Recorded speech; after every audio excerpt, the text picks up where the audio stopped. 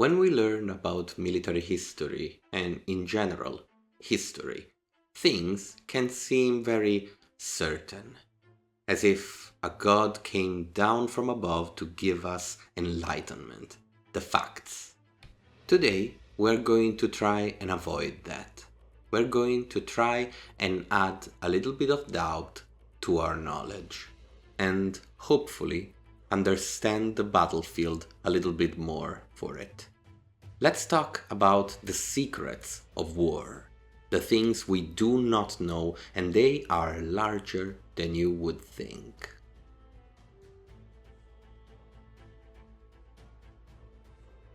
Let's start with what really happened on an ancient battlefield. The way we imagine ancient battles is often wrong. Armies don't just slam into each other like waves crashing against rocks. The reality was more complicated. But of course, many know that. The problem is we don't really know the answer to the question this poses. What we can be certain of is that battle was filled with hesitation, probing attacks, sheer terror of men who knew that death was waiting just a few feet ahead. To understand this better, let's take three battles: the Battle of Cannae, the Battle of Marathon, and a lesser known but equally brutal engagement, the Battle of Magnesia. In all ancient battles we find the concept of no man's land, the territory between the two armies when they are just a few hundred meters apart. This is the realm of skirmishers, javelin throwers, archers, light cavalry. They would rush forward, harass the enemy lines, trying to break their nerves. Some unlucky men were the first to die here, struck down before the real fight even began. But no man's land could mean something smaller: the space between two armies after they made contact. After all, as we have said, battles weren't fought usually by clashing the lines with straightforward charges. Otherwise, the first lines would always be slaughtered. Would you run into an enemy formation knowing you are 100% going to die? Some did. At Marathon, 490 BC, the Persian army was confident that the Greeks wouldn't dare attack. The Athenians had no cavalry, no archers, just heavy infantry. But instead of waiting, the Greeks did something shocking. They charged. Historians like Herodotus say they ran the full distance across no man's land and into the enemy formation. The Persians, expecting a slow, cautious advance, protecting themselves against their superior archers, suddenly found themselves under attack before they were ready. Now, this description seems to tell us that ancient battles were fought exactly like we said they weren't. By running straight forward into the enemy, crashing into them. But, well, this is what makes Marathon special. This is the tale of Herodotus. Herodotus is our source. He is the father of history and the father of lies. But let's take him at face value. After all, he was telling a story that was going to be retold to other Greeks, to people who knew about Marathon. Herodotus also gave us a very vivid description of the moment of impact. So, why was this battle special? The charge made it special. The story made it special, meaning that the charge at Marathon was an exception. This is a problem historians often face. History can be heavy with exceptions. Exceptions are what is recorded because they are special. People tend to write about what is special, not the mundane, so you find yourself with a historical record filled with exceptions. At Cannae, in 216 BC, the Romans were more disciplined. They advanced steadily, tightening their formation as they moved forward toward the enemy lines, the lines of Hannibal. The Romans advanced steadily and were then surrounded and destroyed. in a whole day of carnage by the Carthaginian forces. The powerful slam of the Marathon troops did not work for the Romans. So, what would happen normally when two lines met? What's the answer? What happened? We have no idea. Because no one writes about the mundane. Because why write about something that every single soldier in the world could tell you? And so, no one did. While I don't know is the most sincere answer, we can make some educated guesses. One could imagine that at the end of a charge, when the two formations were about to slam into each other, they would slow down. The first lines would want to avoid the bites of the enemy's spears, and so the entire thing would slow down, leaving a small no man's land in between the formations. This would allow the entire situation room to breathe, people to take courage, prepare for a more sensible approach to combat. And, well, it would save the first line of both formations from being almost certainly slaughtered. This hypothetical dead zone in between formations is the land where we can place a lot of the answers to our questions.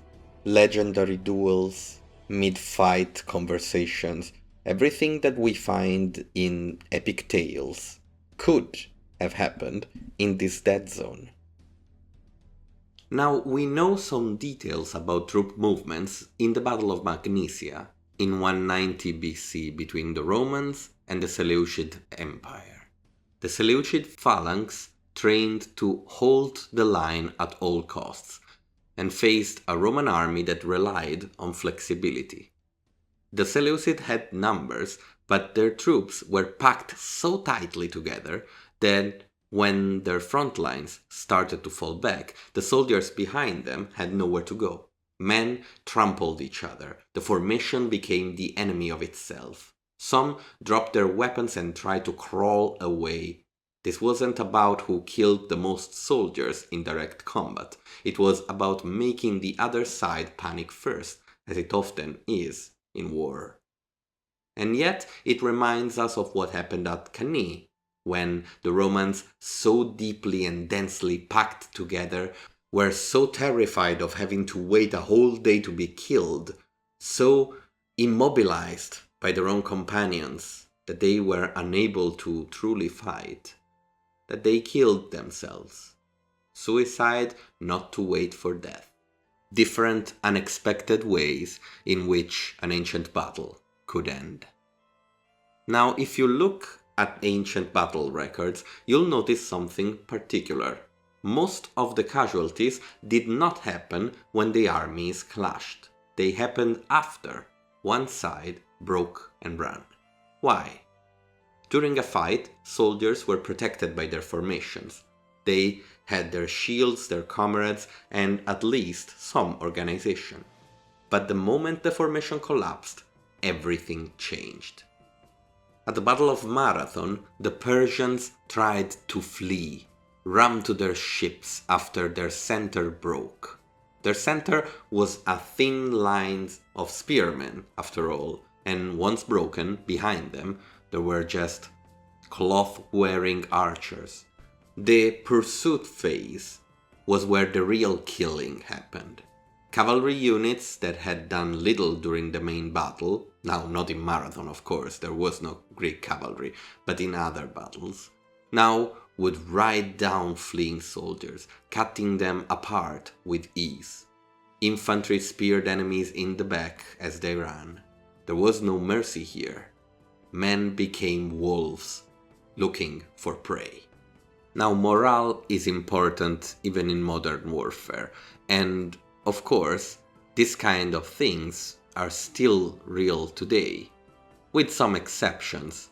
You can consider an exception World War I, when the infantry became so powerful in their firepower that the cavalry could not do their job anymore. This is why the war was so difficult to win, because this pursuit phase was completely impossible. The moment the enemy turned around and started shooting, your fast pursuing units would be killed. But coming back to ancient warfare, there are other technical aspects we can look at. Imagine standing in full armor under the scorching Mediterranean sun, gripping your spear, waiting for the order to advance. You have been in formation for hours. Your throat is dry, your body drenched in sweat. Now you have to fight for your life. What you would desire most of all is a little bit of water and some rest. In the Battle of Hattin in 1187 AD, the Crusaders, led by Guy of Lusignan, were tricked into marching through arid terrain with no access to water. By the time they reached the battlefield, they were already defeated in spirit, unable to properly fight. The result was a massacre.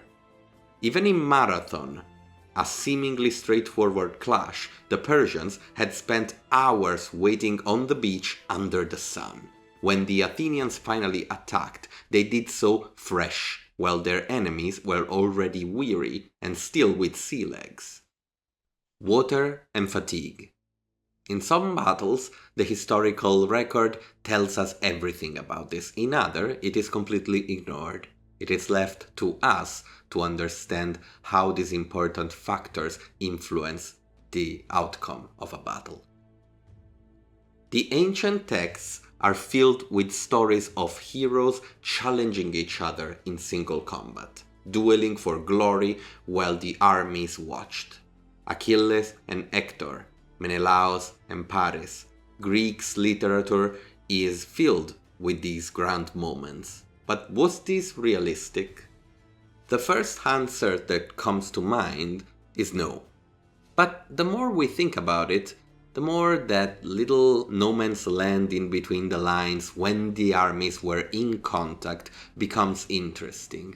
After all, how did these stories come to exist? How did Achilles become Achilles in the mind of his writer? Well, it is possible that these duels happened there. It is possible that these challenges were actually fairly normal. After all, you would spend a long time fighting each other, and it wasn't the kind of fight that ends immediately, because it wasn't a movie. They weren't clashing into each other, slaughtering each other in 5 minutes. So, doesn't it sound a lot like a human thing to do, to call out the enemy commander, to try and challenge him and see if you can just cut the head of the snake? We do not know. And, well, probably it's not true. At least, probably it's not true in most battles. But it is something to think about. Now, we get to another important point of our little analysis. Ask any soldier from any period in history what they would rather do. Shoot an enemy from a safe distance, or fight them with a blade up close? The answer is almost always the same. The human mind resists the idea of hand-to-hand combat. Yet, for most of history, warfare depended exactly on that. To understand just how unnatural it is, let's start with the modern example, the bayonet, something we know a lot more about. For centuries, the bayonet was seen as a necessary part of a soldier arsenal. The idea was simple. When ammunition ran low, or an enemy charge was incoming, soldiers could fix bayonets to the rifles and engage in close combat. But history tells us something different. Most bayonet charges never actually resulted in melee combat. Time and time again, battlefield reports from the Napoleonic Wars, the American Civil War, and both World Wars show that when men fixed bayonets or threw out other melee weapons and charged, the other side often turned and ran before contact was even made. The mere threat of hand-to-hand fighting was enough to break morale. One famous example is the Battle of Balaclava in 1854 during the Crimean War. When the British Highlanders were charged by Russian cavalry, they stood their ground with bayonets fixed but rather than engage in close combat, the Russian horsemen veered away at the last moment, unwilling to charge headlong into the waiting steel. In World War II, studies of battlefield behavior revealed something shocking. Many soldiers deliberately avoided using bayonets, even in trench fighting. They preferred to fire their weapons even in close quarters rather than engage in direct stabbing. Of course, in all of these wars, there were exceptions. The very fact that certain military units became legendary for their proficiency in melee combat proves how unnatural it was for most soldiers. Groups like the Gurkhas, known for their skill with the kukri knife, or even the not that effective Japanese banzai charges. They were feared not because they were effective, but because they were willing to engage in a type of fighting most soldiers avoided by instinct. Even in earlier times, troops in a world where stabbing was the norm that would charge without hesitation were renowned. Think of a little list of your favorite military units of the ancient world. You'll know what I mean. Now let's return to ancient times without the safety of guns, without the possibility of ranged combat as the main way to destroy an enemy. We can find examples of people that actually tried. The Persians used an incredible amount of archers. The Englishmen in medieval times were renowned for their longbows. But normal combat was mostly stabbing, hacking, and shoving. Shoving was very, very important. The infamous push of shields in Greek and Roman warfare, and well, in later times in medieval combat, was not just about brute strength, it was psychological. The goal was to outlast the enemy, to make them want to flee. The moment a soldier turned his back, he was finished. The moment 3 did, the formation was broken, and all of his bodies were finished as well. This is why ancient warriors trained relentlessly in close combat, but mostly in formation combat. Societal pressure was applied to the human psyche to get over the fear of melee combat. They were not that different from us. The difference was the kind of input they received and the situation they were forced into. And yet, they still created a war environment that mostly was won and lost by formation fighting, by pushing, by creating openings, and not by simply slaughtering the enemy. With exceptions, of course. Now we are finally at the end of the battle. One side broke and ran, but for the men who had fought, killed and survived, the horror was far from over. Victory didn't mean safety.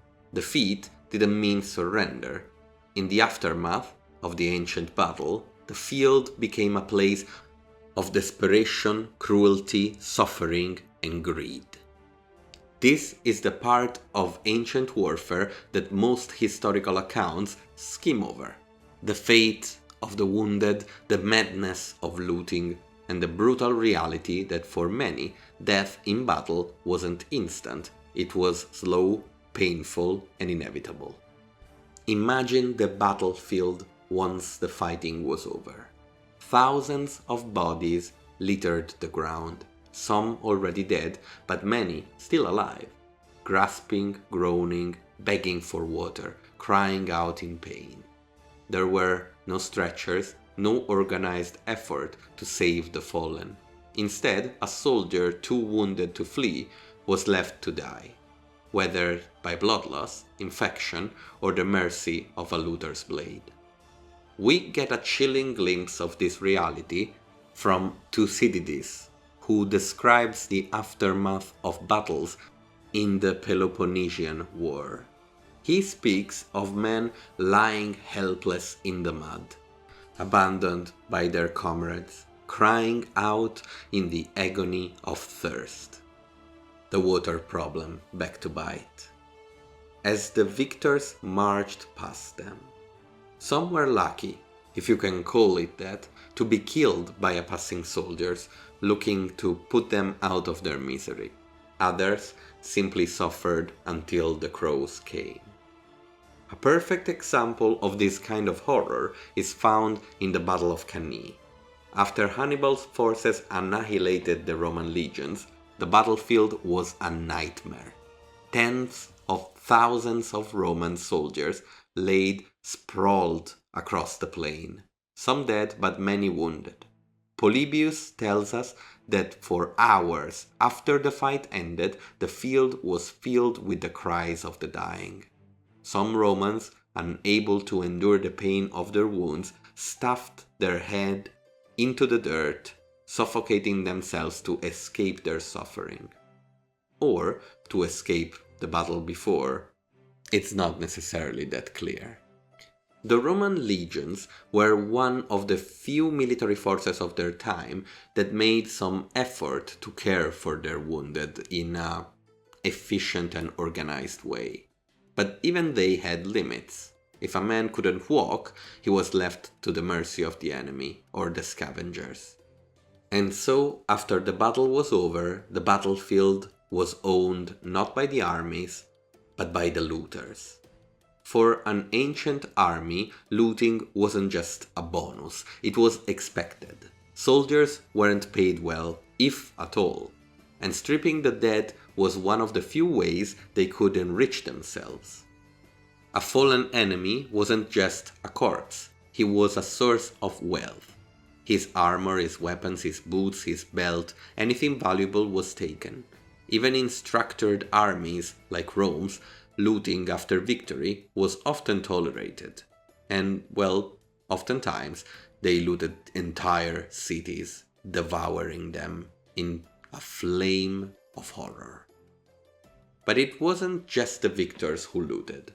The battlefield was a prime target for civilians who followed the armies. Not just camp followers, but locals who saw an opportunity. Thieves, desperate peasants, and professional scavengers would move in as soon as the fighting stopped, stripping corpses, searching for coins. Herodotus tells us that after the Battle of Plataea, the Persians' dead were stripped so thoroughly that when the travelers came upon the field later, they found only naked, rotting bodies. Their armors, their weapons, even the clothing had long since been carried away. For the wounded, this was a new kind of horror. If they had anything of value, rings, coins, a good tunic, someone would come to take it. If they were lucky, the looter would kill them first. If not, they might be left to bleed out. We have looked into the horrors of ancient battles, the mysteries of ancient battles, and we are left with more questions that we entered with. And yet, people at the time kinda searched for war, didn't they? War was an adventure. War was breaking the normal status quo. War was able to rise people from their station into a whole new galaxy. People like Marius in ancient Rome rose to unachievable heights thanks to war. And so we are left with the final question. Was it worth it? For many it was. In other cases, fathers saw their sons die at the hands of others just a few meters away. It was horror and glory. It was a mixture of extreme opposites. It was duels and formation fighting. It was bravery and terror. War is a concentration of the human experience, and I truly believe this is why it fascinates us so much. I do hope you found this little walk through history entertaining. Leave a like and maybe subscribe if you did. and I'll see you soon. Have a good one.